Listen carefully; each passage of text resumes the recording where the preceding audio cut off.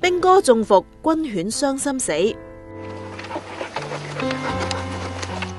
搜索犬可以話係軍人最可靠嘅朋友，佢哋一齊出入槍林彈雨，成為真正嘅生死之交。英軍最近就有一個感人嘅故事。26歲一等兵 Liam 同未滿2歲嘅 Theo 就係最佳拍檔，佢哋喺阿富汗合作咗5個月，已經搜獲多個炸彈同埋武器。Liam 上個月接受軍方訪問嗰陣，仲話勁中意同 Theo 拍住相，讚佢好似永遠都唔會攰。